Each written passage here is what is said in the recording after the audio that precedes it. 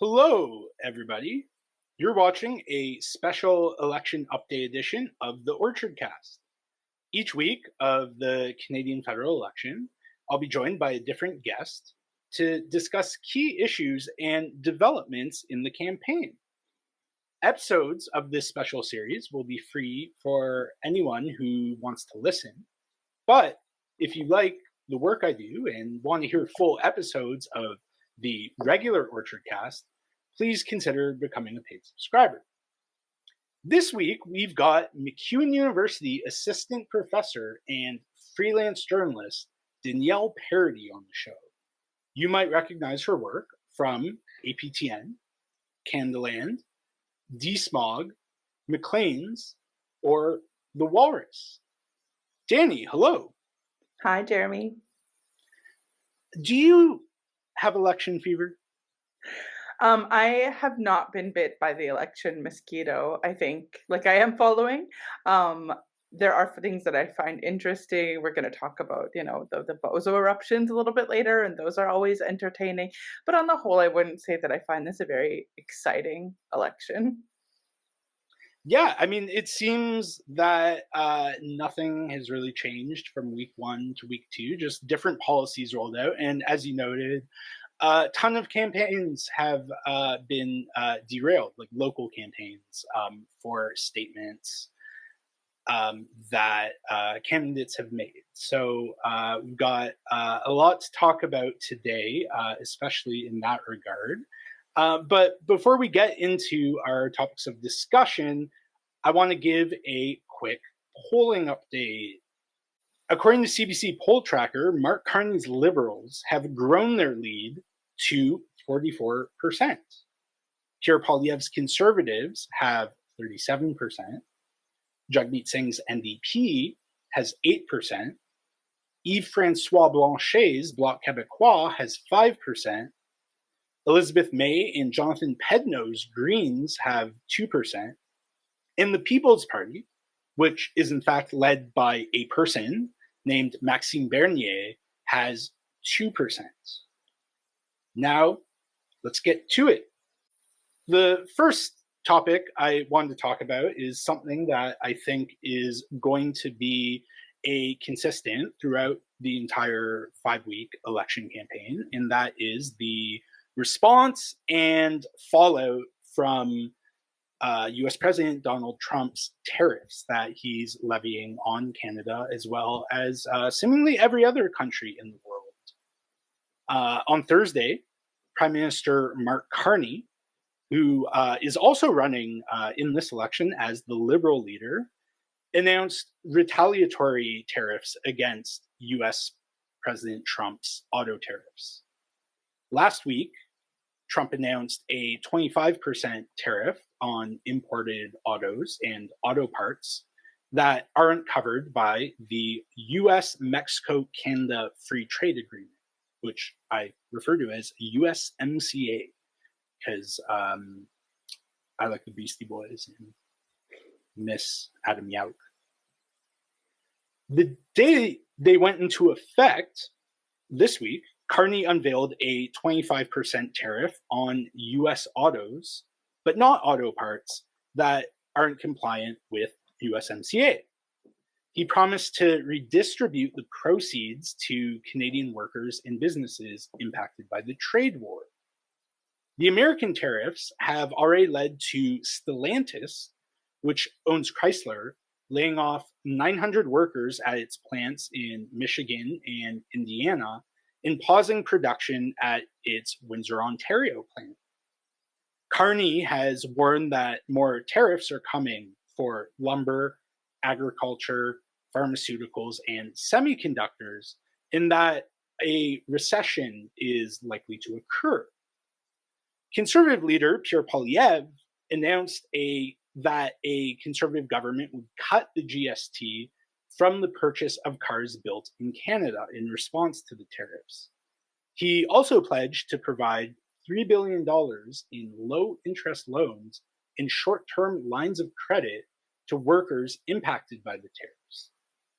When Trump announced the tariffs last week, Carney said he would create a $2 billion fund to aid impacted auto workers. Now, Danny, one of these men is going to be the next prime minister.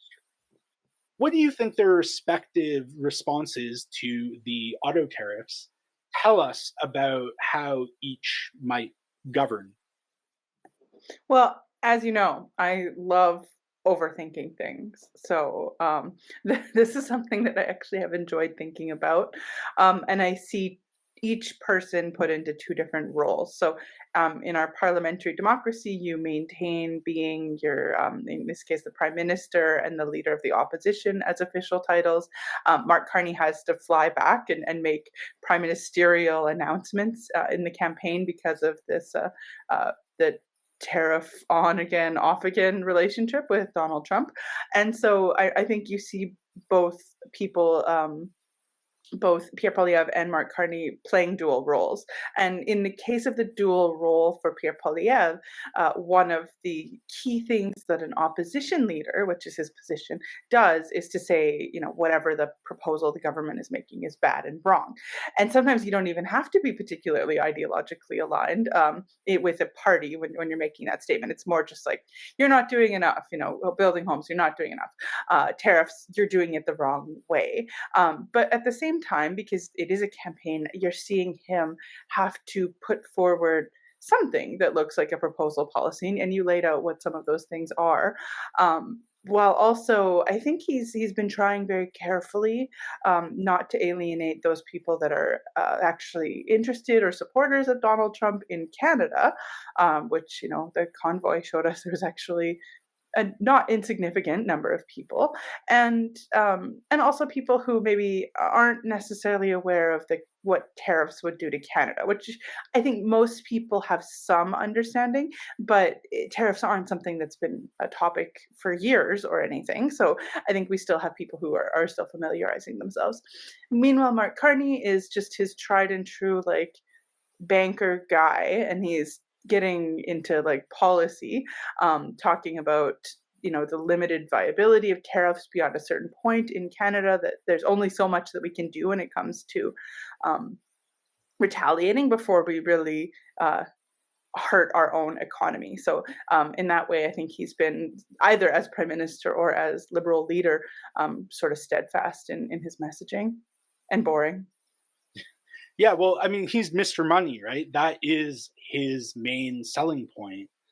And, a year ago, or not even a year ago, 6 months ago, if Trudeau had stepped down and been replaced by Carney, I think he would have had a much more difficult time given his elite global banker pedigree, while people are upset about how they can't afford housing and and various consumer goods. The prices are going up, and Poilievre had set up this narrative that these elitist liberals and their connections to the global elites are the problem, and we just need someone to come in, cut taxes, and just unleash Canadian greatness. But now we're in a very different spot with the now that we know that Trump's threats of tariffs are very real,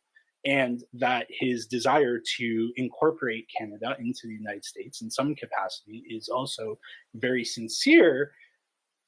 People are looking for who is that steady hand that can navigate us through this crisis. And Carney, I think, so far, and unless something radically changes, is identified himself as that person, and that Poilievre is, this dangerous radical who wants to blow it all up.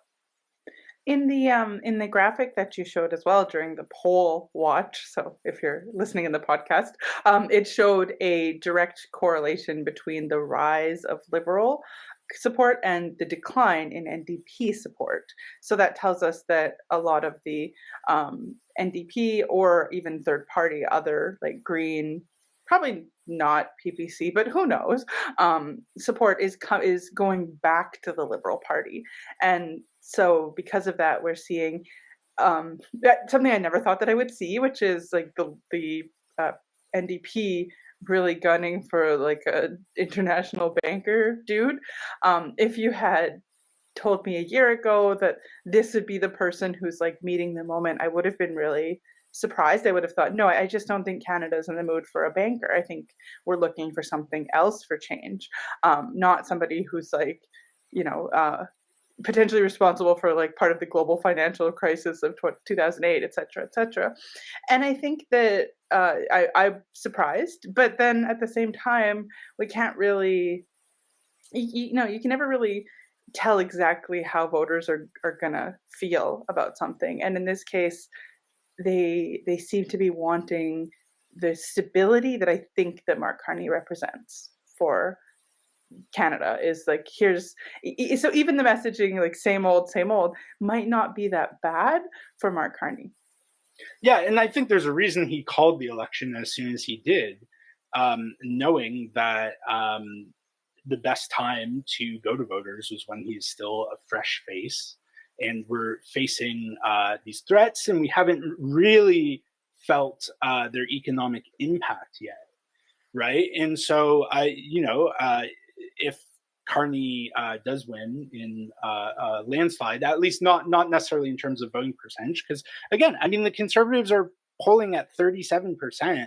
Like, if the NDP hadn't totally collapsed, that would possibly be majority government territory. It's just that the non-conservative vote, and probably some people who are considering voting for Poilievre when Trudeau is around, has really coalesced around Mark Carney, and the halo effect that he's experiencing now is, of course, not going to last. And my concern is that with the sort of style of politics that Poilievre represents isn't going away. He might, if he can't win, if he loses seats, then the Conservatives will look for a new leader. But again, I don't see them going back to someone who's more in the mushy middle, like Aaron O'Toole, anytime soon. It's going to be someone who can more effectively deliver what Poilievre is selling, and maybe isn't a career politician, doesn't have like a long track record of just saying no to everything, and hasn't said all these things over the past 20 years that he's been in Parliament that don't look so good, like about Indigenous issues, say, and the welfare state, and all these things. But speaking of tariffs, this is related, but I think deserves its own segment, is the NDP's approach to responding to not just the tariffs against the auto sector, but the sort of broader suite of tariffs that Trump is enacting and threatening.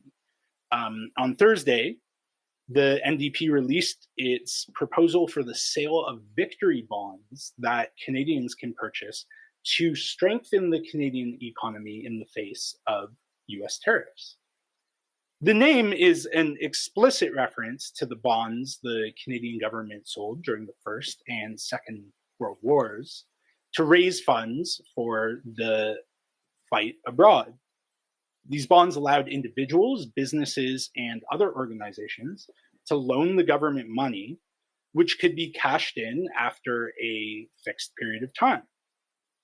The NDP plan would sell 5-year and 10-year bonds to individuals only, with the proceeds going towards building public infrastructure. We're talking about things like roads, rail, housing, and ports, which Jagmeet Singh says will be publicly owned. These bonds will earn 3.5% compounding interest, with an estimated administrative cost of $80 million. In 2017, the Canadian Savings Bonds program was axed due to rising administrative costs and low sales. Why do you think the NDP is taking this approach towards funding public infrastructure? I don't know. Just trying to throw stuff at the wall and see what sticks, I guess. I mean, um, maybe the word victory. Like I really in a campaign, this was such a interesting policy choice when you can really say anything, and try to show your vision of leadership for the country. And your vision of leadership is like, I don't know, Churchill-esque is what Jagmeet is going for. Like I really didn't Which is a under weird thing for a guy whose family comes from the Indian subcontinent. yeah, yeah, pretty weird. Um, but maybe this is like from like the old Union Party. Like it seems like something. It seems like something brought out of the World War II era because it is, and you sort of question the viability of that in a significantly different market. And as you already noted, they already scrapped a program that was not quite the same but similar, because of the high administration costs. And right now, during periods of economic stability and inflation, bonds actually haven't been quite the stable investment that they have been in the past 15 to 20 years. So it's a choice, Jeremy. It's a choice.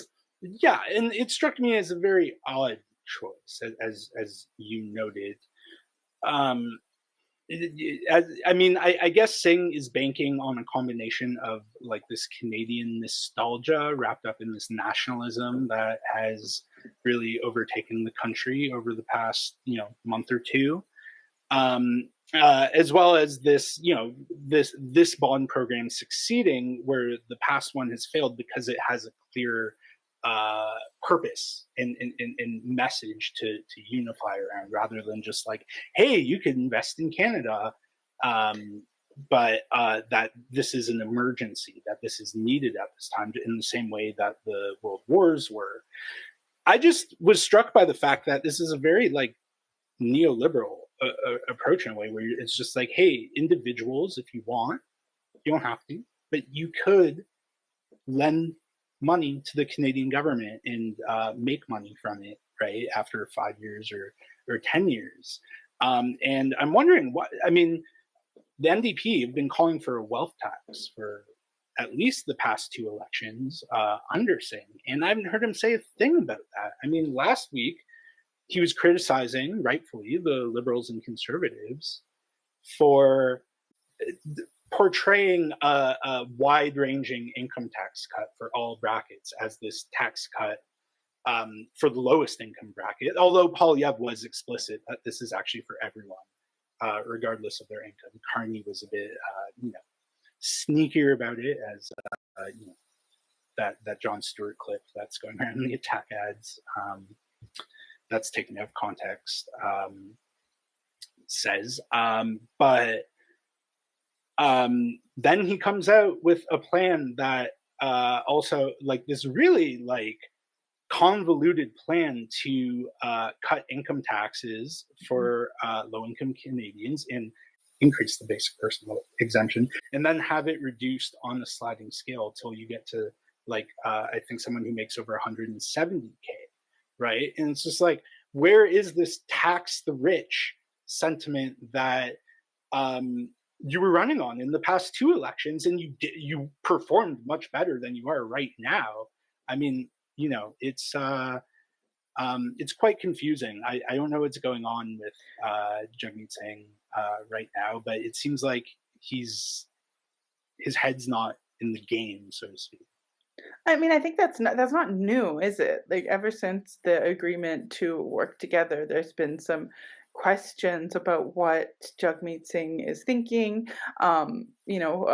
Arguably holding up a Liberal Party until they were incredibly unpopular. And maybe his thought was that the NDP support would grow in the polls, but at the same time, we're not seeing not only the economic populism that he sort of brought out in his past elections, but even just that you think the moment would require. I mean, he's running against a banker and a lifelong politician. It seems like low-hanging fruit to really go with the like leftist populism. But I wonder if that's his comfort zone, because it hasn't been where he tends to go. At the very beginning, I think that was the person that we saw and that voters responded to and were excited about for Jagmeet was a young, although personally affluent, still like seemed very in touch with the idea of that young people were facing, was struggling with rent and cost of living. And now it's like, is that proximity to the liberals what has like pulled him into centrist ideas? Is it that is it thinking, like you said, about the nostalgia of World War II, which is something that voters, being on the whole older rather than younger, have a lot of nostalgia for, or like a sense of, oh, that was when Canada has identity. I don't know what he's doing, but it's not effective. It's certainly not even reaching for the young vote. And it's almost like he thinks he can win. Like he's pulling a liberal move of like pulling to the center. But that's not what people want from the NDP. So I find that really interesting. Right. And then at the same time, there are certain policies he has introduced that are clearly geared towards the left. So it Oh yeah, I is, mean in and messaging and rhetoric more than in specific yeah, policy. it's a very confused approach. I mean, I think like Polyev, he was caught flat-footed by the wave of Canadian nationalism and goodwill towards Mark Mm. Carney that is a result of like external factors. But I mean, just stick to the party's bread and butter, right? Like that there is like acknowledge that there is a class struggle going on, and Mark Carney isn't on your side, right? And yeah, I mean, and throughout his tenure as NDP leader, there has always been this confusion and sort of lack of direction. I think, right, going from Mulcair, but at least Mulcair was explicit, like, yes, we are going to be the new liberals, but different, right? We're gonna balance budgets, but we're also gonna introduce new social programs, right? Trying to be everything to everyone, and that enabled Trudeau to run to the left of him on Yeah. key issues, not most issues, but on ones that people were really talking about. Yeah. Um, and I mean that sort of drift to the center. I mean, happened really after I mean, even Ed Broadbent, compared to what came before, was closer to the center, though Broadbent was clearly to the left of the Liberals. And then the 90s, again, they lost official party status. And, Alexa McDonough, for example, had a more centrist pivot. But it was really under Leighton where they succeeded, where that started to gain electoral results at the expense of the Liberals. And then it really reached, I think, its peak under Mulcair. And then Singh, Mm. was supposed to, in some way, take the party back to its roots. And I mean, again, he's moved the dial slightly to the left of the Liberals, but again, that's not why the NDP exists, right? It's to, at least in theory, to provide a left wing alternative. And Singh has largely failed in that regard, and so yeah, it's not looking good for the NDP. I don't know, how many seats do you think the NDP are going to have at the end of this? I mean, I don't think they're going to lose party status, but a real marker of how bad things are going is that it looks like Alberta could be how they help to maintain that, like the status in general is that we have our relatively well known and popular for the area NDP members of parliament, and that is wow. Again, not something I would have predicted a year or two ago. Usually they're just sort of hanging on for dear life here. Although in certain ridings like Heather McPherson's, there's a large university population and it's somewhat of a safe progressive seat in that area. But Randy Boissonneau too. I think with him leaving, I do think that the Edmonton Centre has perhaps a better chance. I was speaking to a Liberal Party person a couple days ago, and he had mentioned, I won't name him because I didn't tell him I was going to talk about him on a podcast, but he'd mentioned that he had seen a real impediment to getting volunteers involved because of Randy Boissonneau, just because he was sort of scandal upon scandal, and they were dragging on the other Randy. the Pretendian scandal. And Yeah. so now maybe we will see people returning back home. And that was Laurie Blakeman's riding. So that the Liberals are a comfort riding for the downtown crowd, or they were in the past.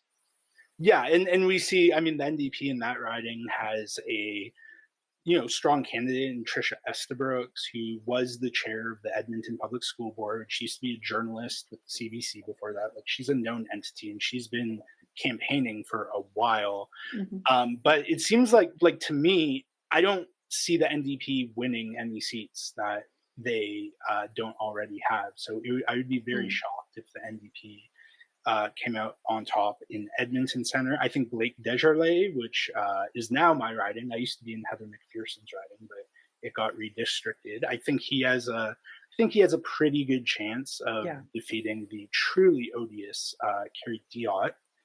But Who just doesn't go away. This is what's so amazing about these politicians is they pop up, they try all different levels of government, and they're just always there. right, and for those who don't know, Kerry Diot was like an Edmonton Sun columnist who then became a right-wing city councillor, who then became a particularly right-wing conservative MP who sued the student newspaper at the University of Alberta because they called him racist. He was Um, also targeted by the police who attempted to like entrap him mm, into a yeah, drunk back in driving. yeah, back in the day when he was an Edmonton Sun columnist, because he was critical of the cops in a very like Sun newspaper way, where it's just like, oh, this photo radar is just a cash cow, and so Yeah. they wanted to get even with him and tried to entrap him in a drunk driving charge, but he didn't drive drunk. At least not that night. I But guess entrap is like I did use that word. It's sort of interesting because of course he has agency in this situation, yeah, which he used, but then he discovered it. So yeah, I think that's always a fascinating detail to me. But then since then he's run for, I mean, federal. He had won, I believe. well, so he beat Janice Irwin, Yeah. actually, who is now she was actually my MLA in the legislature provincially. But Janice ran for the federal NDP, I believe, in 2019, lost to Diot. Then 2021, Blake ran and defeated Diot. And now Diot is trying to win his riding back, as he would refer to it. And so I don't know if Blake Desjardins can beat Kerry Diot for a second time. I think I'd like to believe that Diot is done. And Nah, um, they're never you know, done. They just yeah, wait. yeah, that's true. Maybe he'll run for mayor. I mean, Uh, Amarjeet Sohi trying to switch to the Liberals, like it's just something about the political class, like they can't stop. I yeah, think it's it's just just maybe no one else wants to hire them. Do you think that could be a part of it? Is it's actually challenging to get work outside of politics? well, it's interesting because of course Sohi, before he was a politician, was a bus driver and a union rep for ATU, the Amalgamated Transit Union.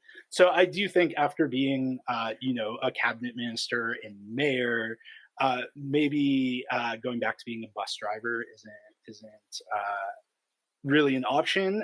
Look, and I don't mean that as a dig at bus drivers. I think bus drivers are great and provide an incredibly undervalued service to society.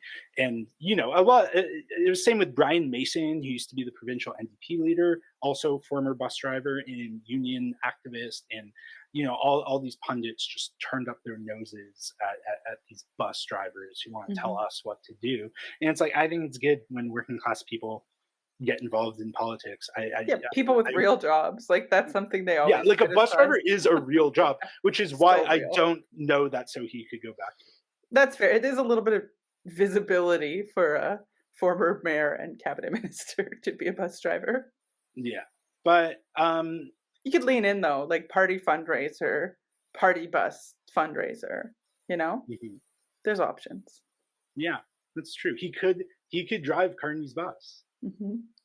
the Carney bus. Yeah. The Carney part, no, fun, I'm talking like pub crawl fundraising buses. Just think of it. Oh, I see. Really lean Yeah. in, you know? Or like one of those like party buses. Yeah, you go around, you pick up the supporters, and you all go on like a pub crawl, and you give thousands of dollars. Like this is a great idea. I was saying this back with Brian Mason. Like I don't know why he's not leaning into that. Like picking people up to go to the polls in his school bus. Like I think I think people would actually find that relatable and likable, human. Yeah, might even be able to launch a comeback after that That's because right. yeah. But uh so tomorrow is the deadline for Mhm. candidate nominations, and for that reason, I think that really the main election story of this week, beyond the ongoing saga of tariffs and how the different leaders are going to respond to them, has been candidates getting dropped by their parties. So now I'm going to go through all the candidates who were dropped this week and why, and it's a bit of a long one. So Danny, please feel free to interject if you have anything to say about specific cases. On Tuesday, the Conservatives quickly dropped Mark McKenzie as a candidate in Windsor after CTV News revealed that he had joked in a 2022 podcast interview about executing then Prime Minister Justin Trudeau. Hilarious. I mean, it is just not in the way he intended. Um, in the interview on the now defunct Mark and Chris podcast, great name for a podcast, Mackenzie spoke of the need to bring back public hangings and the electric chair, but Mhm. only, in his words, if you're like 1,000,000% positive that the convicted criminal is guilty.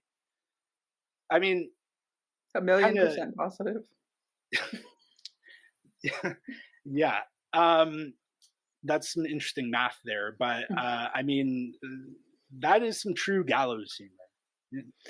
Yeah, but was he joking? Like, is there some? I mean, I guess joking, but even like that's somewhat. It's strange. Like, it's a very strange thing to be making jokes about. Yeah, I mean, especially at a time, during the Freedom Convoy where, people were seen wearing shirts that said "Hang Trudeau," you know. Hang And Mike Pence. Hang Mike Pence. well, uh, in the interview, Mackenzie listed the names of some people he thought were deserving of capital punishment. People like serial killers Paul Bernardo, Charles Manson, and Jeffrey Dahmer, billionaire sex trafficker Jeffrey Epstein, and Trudeau. Wow, Yeah. All right. quite a Um, list. yeah, that's an interesting list for sure. Mackenzie is no longer the Conservative candidate, but interestingly, he's still serving his first term on Windsor City Council. Um, the same day that the Conservatives dropped Mackenzie as a candidate, they dropped two other candidates, Lawrence Singh in the Vancouver area and Stephen Marquise in Montreal, for undisclosed reasons, but it appears to be related to posts on social media, as it almost always is now. The CTV's revelation about Mackenzie joking about executing Trudeau came the morning after Paul Chiang stepped down as the Liberal candidate in the GTA riding of Markham Unionville. On March 29th, the Globe and Mail reported remarks Chiang made earlier this year about his conservative opponent, Joe Tay. Hong Kong police have offered a $180,000 bounty for Tay's arrest. Speaking at a constituency event covered by the local affiliate of Hong Kong newspaper Ming Pao, Chiang encouraged attendees to collect that bounty by turning Tay into the Chinese embassy. Tay, a YouTuber who runs a channel called Hong Konger Station, which is also the name of an NGO he founded, was wanted by Chinese authorities for allegedly violating China's national security laws. Liberal leader Mark Carney had called Chiang's remarks deeply offensive, but declined to drop him as a candidate. Chang only voluntarily resigned after the RCMP announced it was investigating his remarks for violating laws against foreign interference. Speaking of foreign interference, on Wednesday, the Conservatives dropped Toronto area candidate Don Patel for liking a Facebook post calling for people to be deported to India so that the country's authoritarian prime minister, Narendra Modi, can, in his words, take care of these nonsense people. Patel's social media activity was first reported by the great independent news outlet Boz. I mean, it could have been worse. Nonsense people, not too bad. Well, that's the thing, and what was noted in the reporting is he wasn't specifically referring to any group of people, but I mean, you can imagine that he was at the very least alluding to Sikh people and Punjabi people, especially those who support the Khalistan movement, right? Which, Well, I mean, that would make sense to deport the people, presumably back to like a country of origin, right? Just Mhm. compared to like, but you never know. As Donald Trump is showing us, you can deport people to third countries if you really set your Mhm. mind to it. You can send Venezuelans to a Salvadorian prison. Yeah, and the Liberals quickly dropped Rod Loyola, who served as an NDP MLA for the past decade as a candidate in Edmonton on Thursday. This Yeah. came the same day that the National Post reported that in 2009, at a anti-war demonstration, Loyola called Hamas and Hezbollah movements for national liberation, not terrorists. Now, that seems to me to be a perfectly reasonable opinion that I might not agree with, but I think a lot of Lebanese people and Palestinian people would certainly share that perspective. Um, Loyola is now running as an independent candidate in a different Edmonton riding where Mayor Sohi is the Liberal candidate. Yeah, I mean, this one just seems like, in terms of just Loyola running it for Liberal, it just seems like it's maybe political opportunism, and then combined with like interesting lack of vetting, obviously. I don't think that that's a viewpoint that you can necessarily hold if you're running for the Liberal Party, Jeremy. I think that that would be considered a bridge too far. I mean, that's not surprising to me. I think that would be like liberal neoliberal stance would be like, oh, I don't know, these people are complaining too much, and like, let's just keep bombing them. Yeah, I mean, it's not.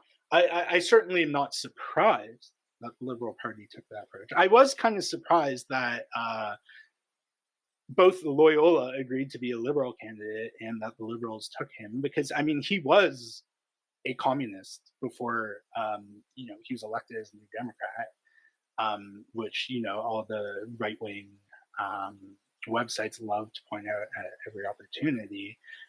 He was also a rapper at the time, and this was like an introduction to like a rap uh, that he was doing. About communism, I have not heard this communist rap. Could you say rap some for me? No, I might run for the Liberals one day. My name is Loyola, and I'm here to say Karl Marx is the only way. I think he should run for mayor. I think Rod Loyal should. I mean, he's going to lose. He's not going to beat Sohi or the conservative in Mhm. that riding. I mean, he'll probably come in fourth, maybe third. So yeah, I think he should run for mayor because Sohi isn't going to run for mayor again, even if he loses. So be interesting. On Friday, the Conservatives dropped Simon Payette as their candidate in a Quebec riding for remarks he made on the Facebook page of an École Polytechnique massacre survivor, who's the Liberal candidate in a nearby riding. Payette accused Nathalie Provost of playing what he called the victim game and Mm. exploiting the massacre to, in his words, grease the palms of anti-gun extremists. Yeah, Yeah. I think this might be the worst one. Scorching take. Yeah. Um, Payette has defended his comments too. In an interview with Radio Canada, he complained that anti gun lobbyists don't receive the same scrutiny as pro-gun lobbyists, which I think is true, but might be for legitimate reasons. I don't think that anti-gun lobbyists are, say, funded by a particular industry that they are advocating for. That might be one difference. Yeah, is there any sort of big money behind the anti-gun lobby? Well, I don't know, like George Soros and like Okay, of course, of Michael course. Bloomberg. They might have gotten some grants or something from them at some Also point. sponsor for the orchard. Yes, that's right. Um, full disclosure. Full disclosure. I am funded by the same people as the anti-gun lobby. Um, So I do thanks think, for keeping me honest. that's right. Holding your feet to the fire. I do think that the, if you have, like, even the slightest bit of, like, political savvy, that you're usually careful to not go after, like, victims of a violent crime, when it comes to criticizing them. I mean, here you are using your tragedy to grease the palms of the pro or anti-gun lobby. It's like, what do you think is gonna happen, especially, um, with the Ecole Polytechnique massacre? I mean, that one, we commemorate it every year. I told my students about it this year. Even though it was 30 years ago, it's something that's still really on the minds of especially Quebecers. And it's like our national, um, definition of misogyny is like pointing to this time that women were killed strictly on the basis of being women. So yeah, really, just not smart. Like not a smart thing to say. Heinous, but also stupid. But yeah, those are all the candidates that were Mm. dropped. At the same time, the Conservatives are ignoring calls from First Nations leaders in BC to drop their star Lower Mainland candidate Aaron Gunn. Gunn is the filmmaker behind the Canada is Dying and Vancouver is Dying documentaries. He's repeatedly espoused residential school denialism in tweets between 2019 and 2021. So, as far as I know, he hasn't recently, but he also hasn't exactly expressed views to the contrary since then. It's like that Beaverton article about like Jason Kenney evolves to not speaking his viewpoints out loud.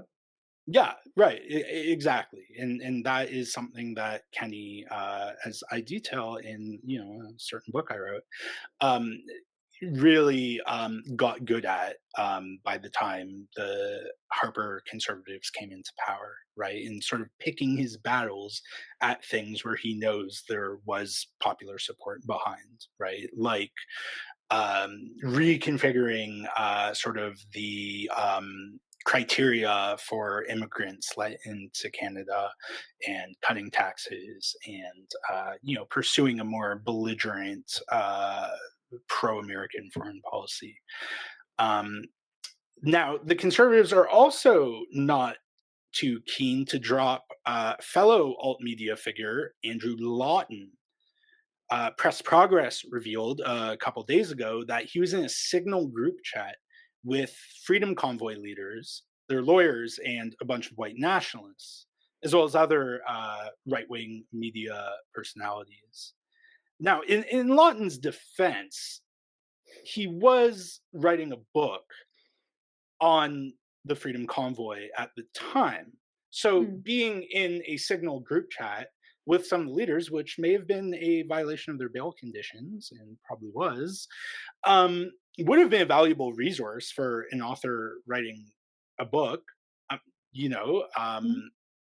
uh, I mean, Jeffrey Goldberg, of course, was recently invited into a Signal. Involuntarily included. Is that what Andrew Lawton is saying? Is that he was like No, he's not saying anything about okay. it. But and again, I think in Jeffrey Goldberg, because he's a neoconservative, because he loves the troops, and because he supports bombing Yemen, kind of was pretty quick to remove himself from that chat after sort of um, taking a few screenshots.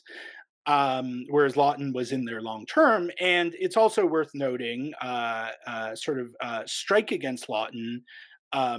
is that he and the convoy leaders' lawyers were coordinating social media um, postings, right?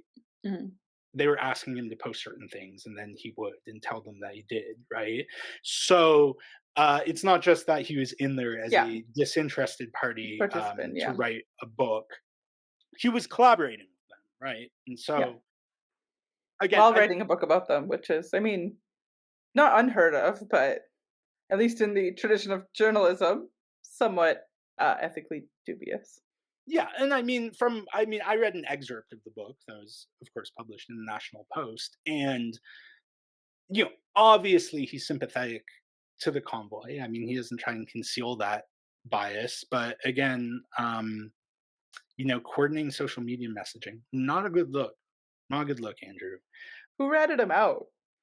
Like, someone from that group chat would have had to have Well, ratted him yeah, out. that would be a great question for Luc Lebrun, the Mhm. byline on the press progress story. I suspect it Spill probably the wouldn't. tea, Luke. Yeah, I don't know.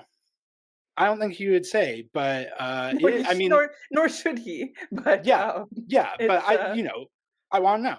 yeah, I'm with you I on mean, that. fascinating question because you would think, like, Luke LeBron having that access would be sort of, you would assume, ideologically they've been ideologically different sides, but maybe not. Politics is wild. Yeah, I mean, he does quote Rupa Subramaniam, I believe. I'm sorry if I mispronounced her name, who used to work at True North, which is now Juno News, with Andrew Lawton, and now writes for Barry Weiss's, Free Press, who was also in that chat. And her quote in that story was like, "Yeah, I love the people in this chat were really extreme, and that's why I got out." So I don't know. Maybe it was Mm. Rupa, but Allegedly, allegedly. yeah, maybe allegedly it was Rupa, but who's to say? Not a good look for Lawton, who again was supposed to run for the Ontario PCs in 2018 before a bunch of homophobic and other unsavory remarks he made as a radio host came to the surface, and Doug Ford axed him, which I think does tell you a bit about the difference in the style of politics that Doug Ford and Pierre Poilievre practice. But I wanted to ask you, Danny, these candidate controversies happen literally every election. Parties never seem to have consistent standards for dropping candidates or for even doing background checks into candidates. And I was wanting to know why you think that is. In this case, like, I think every election has its own specific reasons. In the past, it was like a lack of familiarity with social media by like the political executive class that were like, I don't know, what's a TikTok? How do you tweet? So I think that has been a part. Probably still partially the issue, but the other issues would just be that there seemed to be this massive rush, or that everybody was taken by surprise at the quickness of the election and the rush to fill candidates. So there wasn't really a thorough vetting. And a lot of the examples that you showed tell me that. Um, or we just like maybe the people doing the like research into the and vetting aren't the right people. I mean, if you can find this in like seconds, which it almost seems like it says a short election period from when the writ dropped till now. So for the opposition to be able to do this research this quickly or to have access to it, and for you to be caught so unaware and not aware of like and not maybe clear on your tolerance level tells me either you want to just let's see. By and large, although these things are entertaining to like you and I don't think any of these have really penetrated out to the broader public. That's not my sense. But sometimes they do, and it is bad for the party. So I don't know. I think this is maybe this is how they keep us interested, Jeremy. So just put in a few little screw ups so that the media has something to do. We get bored. We're quite keen to discuss this story. Um, on CTV Your Morning announced on March 25th that friend of the show, Rachel Gilmore, was going to host a regular fact checking segment during the election that was supposed to occur, I believe, every Friday, fact checking Fridays. But Canada's most watched broadcaster couldn't handle the backlash from trolls, including former Polyev spokesperson Sebastian Skamsky, and tried to quietly cancel the segment. Your morning's executive producer, Jennifer McLean, told Rachel that it had nothing to do with the quality of her work, but was strictly to avoid being a distraction. Rachel, thankfully, recorded this phone call and provided it to Press Progress. McLean said in the call, I quote, "The who we are talking to is kind of drowning out the what we're talking about right now. I don't feel like we have the bandwidth to deal with it," unquote. She added that she was aware of the abuse Rachel receives online regularly, but was surprised by its volume. CTV's loss was Canada's National Observer's gain. CNO hired Rachel to co-host a fact-checking segment for them. But I guess the main question I wanted to ask you, Danny, is why is mainstream media like this? In particular in the TV world, I think that there's this desire to, or this idea of the view from nowhere is like very strong. Um, and it interesting because it contrasts with like um the online and video space where it's actually quite popular to have to know where people's viewpoint is, like whatever you think of Megyn Kelly. She has been, I mean, I think she did cross more of a line by going out and fully endorsing Donald Trump, but she certainly knew she was conservative. That's where she speaks from. You speak from a progressive point of view. I don't think that's a secret either. And so with Rachel, like we certainly the part that shocks me is that they didn't understand that there'd be pushback, or that they didn't understand her like her audience. She's been famous for this, and she is quite, let's say, like bellicose with her trolls. She doesn't suffer fools. She pushes back on them. She's been vocal. I think that the biggest opponents to her actually come from the convoy. And although this isn't my reality right now, when I was a baby, a cub reporter, I wasn't really reporting at that time, but I was a cub commentator.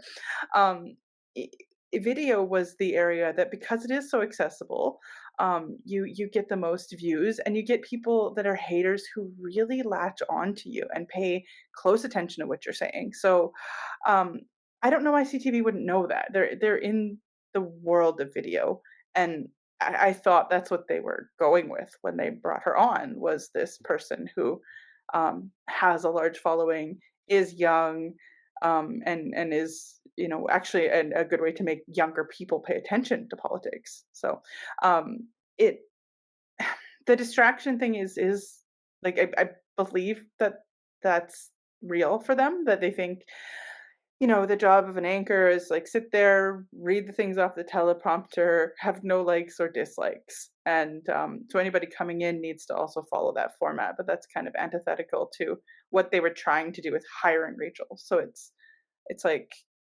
pick one. What do you want?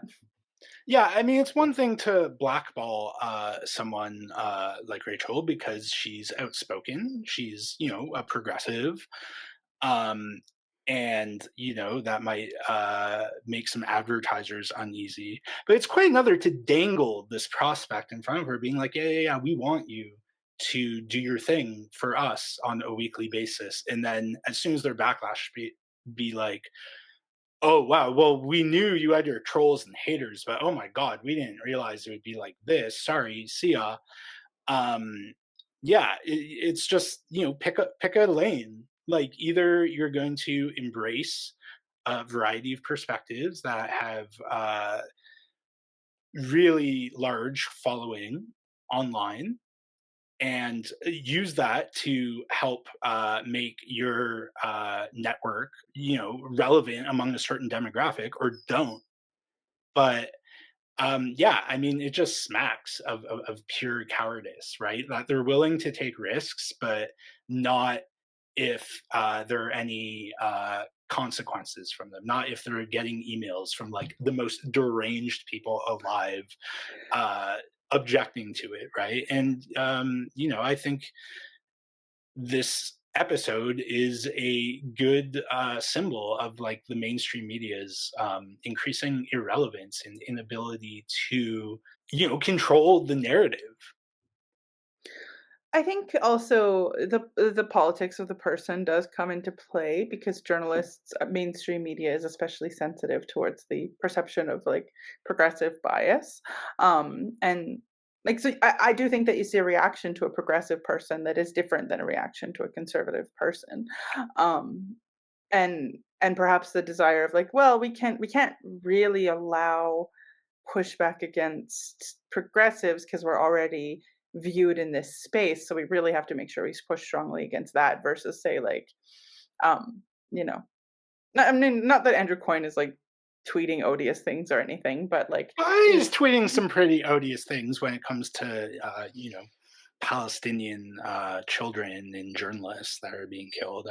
And the Yeah, I mean, I would say Andrew Coyne does say odious things, but yeah, he's considered like a sensible conservative because he has some right. views that are left of center. He's You like know, mostly, I guess, mostly palatable. And honestly, I have not seen his tweets in like possibly years. So not familiar with what he's talking about. But yeah, he's viewed as this like sought after personality. I don't know that he has I wouldn't think that he has the online audience that Rachel has.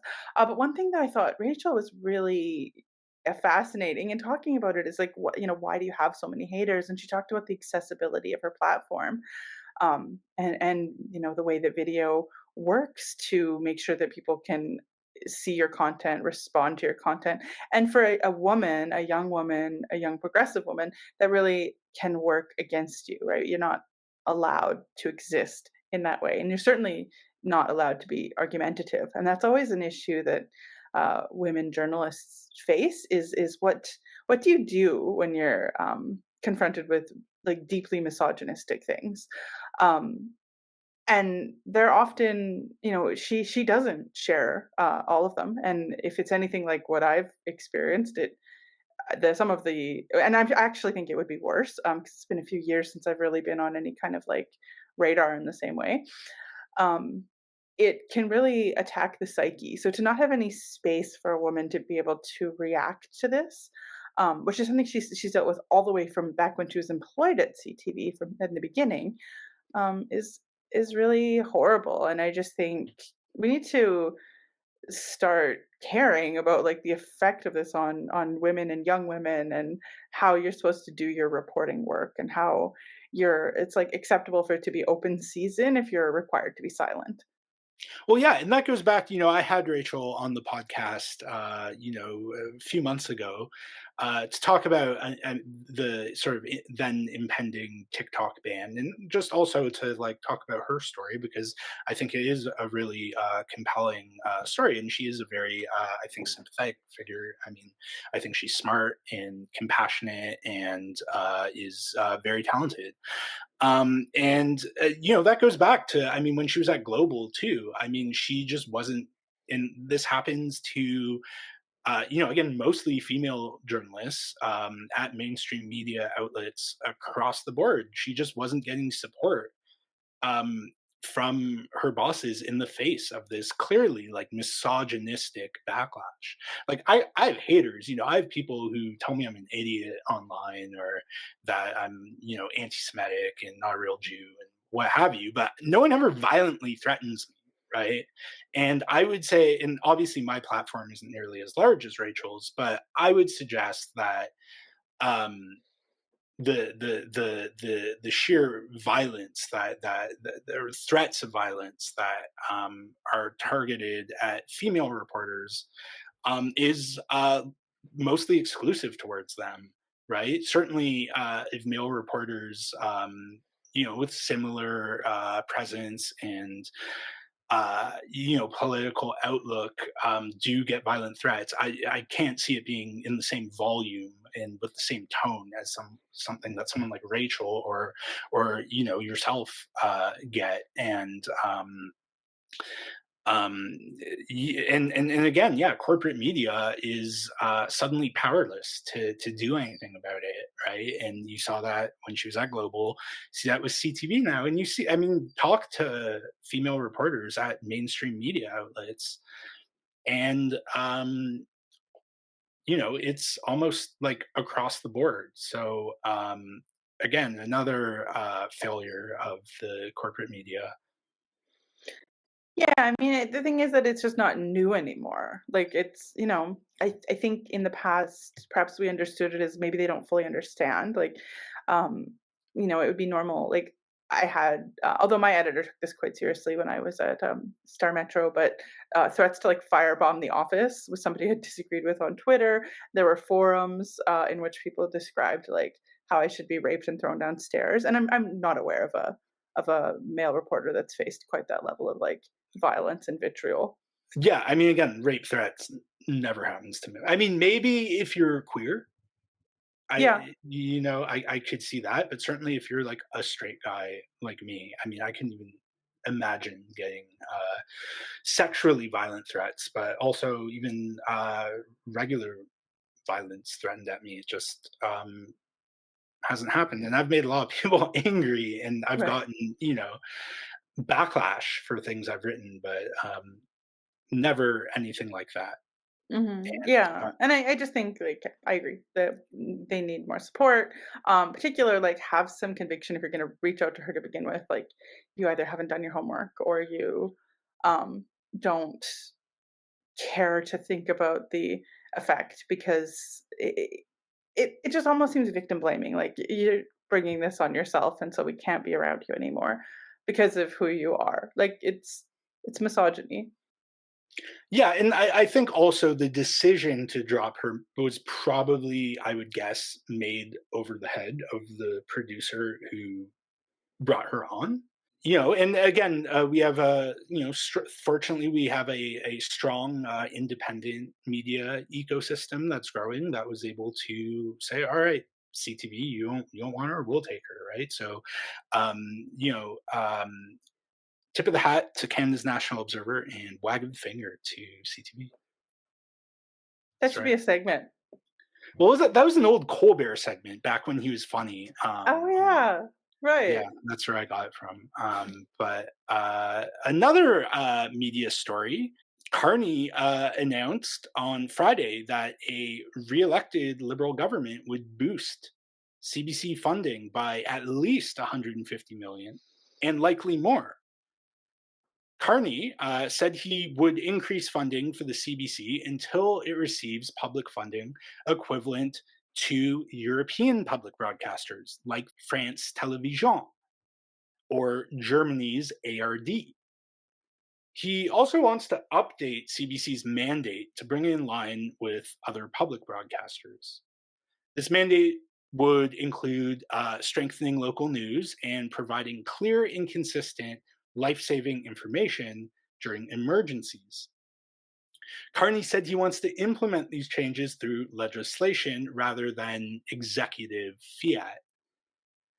This might be his sharpest contrast with Polyev yet, right? I mean, the conservative leader has spent the past 3 years pledging to eliminate the CBC's English language service while maintaining Radio Canada.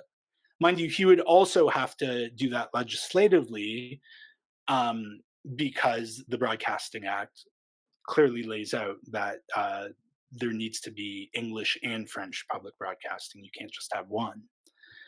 Um, I'm a Carney cynic and a CBC critic, but I really can't find anything to dislike about this policy that Carney unveiled. And I mean, you saw Jagmeet Singh too. I mean, yet again was caught flat-footed, just being like, "Yeah, I agree. We should increase funding to the CBC," without offering a policy that would distinguish him. Although maybe that's coming. What do you make of this Carney proposal? I think that if you are going to explore additional funding, and I don't know, you can correct me, I don't know if he got this granular, I wouldn't imagine. So there's also profitability mandate at the CBC, and you'd have to remove that in order if you wanted to. Well, I can't say whether or not BBC has something like that or the French broadcaster, but I do think that you need to look at not having CBC in the marketplace competing with other media when they are funded much more robustly than other media. I think that that's something I've always wanted to see because if you are working in the independent space in independent media especially, you're crushed by CBC that has government funding that you don't have access to. And so even media companies don't, they have to compete with somebody who kind of has this potentially unending pool of money, and then takes, podcasting for example, attempts to really flush out that space. Maybe not newsletters. I haven't really seen strong CBC newsletters, but APTN as well. CBC Indigenous. There's they are funded in the same way, but not to the same levels. And I think that that's something like that's my biggest bone of contention is if we're going to see funding, which I do think, especially now, we see the need for a public broadcaster, the need for um, an organization that tells stories about our country and our identity to us, because we get so much of that through the United States. That uniquely positions us to needing to maintain our national identity through a broadcaster. That's sort of the theory behind why public broadcasters exist. But do they then compete in the marketplace in the same way, in an unfair way? Mhm. Right. Yeah. I mean, because they are at the moment doing a lot of things that you can read about in the Globe and Mail or the Edmonton Journal, Calgary Herald, right? When they could, as a public service, be providing coverage that you're not going to read in the newspapers or you're not going to see on CTV or global news, right? And yeah, I think you've seen steps towards that now. I know they're Mhm, hiring a bunch of people in smaller centers, like in Alberta, in Fort Mac or Medicine mhm. Hat, Lethbridge, Banff, those types of places, which are underserved, and often the newspaper there will be one person who's expected to cover everything, because Shout out Vince McDermott. yes, exactly. um, yeah, I mean, he's got a lot on his plate. Vince McDermott being the reporter at Fort McMurray Today, which is owned by Post Media, and they've made a conscious decision to just gut smaller and larger newsrooms, just gut newsrooms in general, and you know pay off the investors and the hedge fund that owns them. And CBC um, doesn't have that constraint or shouldn't have that.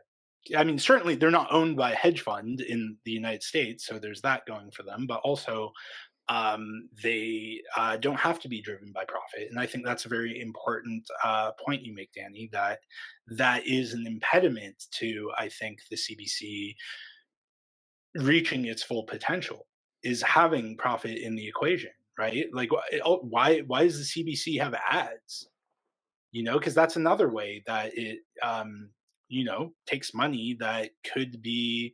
I mean, there isn't a lot of ad revenue to go around for news these days, because advertisers understandably would rather advertise on Google or Facebook where more people are going to see them. But with that limited pool of remaining ad revenue, there's no reason the CBC should be forced to compete with private media outlets when it is a public service. And I think also the CBC not being dependent on advertisers would maybe make it less risk averse, right? Mm. In more daring in the perspectives it allows to be reflected on its shows, and the stories it covers. Yeah, I mean, there'd have to be some kind of like insulating factor because I think it's always going to be tempting now for politicians if you have this public broadcaster and if you can bend them to your will through funding, that Like that's just too great of a temptation. That probably would have been considered unacceptable, but now it'd be quite normal, in an era where, like, you have Donald Trump suing CBS and, the Danielle rise Smith of threatening to sue the CBC, mhm. which was, I mean, on a story that they did screw up on pretty badly, but Yeah, that is interesting. Also, CBC is incredibly important in the North. Like it is the one of the sole information systems. There are newspapers and things up there, but when it comes to, like, how does Rankin Inlet talk to Iqaluit? That would be, and how do their English? How does the Inuk language, Inuktitut, which is the Inuit language, get spread across the territory? And that would be amazingly through CBC. So really strong presence for that Indigenous community in particular. all right, Danny, thanks so much for Thank you. joining me on this Sunday evening now. It was afternoon when we started. Um, where can people check out your work? Oh, I mean, most recently you'll see I've been writing some things on DSmog. I do have a Substack. You can find me on Blue Sky. And I've got a few other feature pieces that I'm working on, but I can't quite talk about those yet. So stay tuned. I usually share them on social.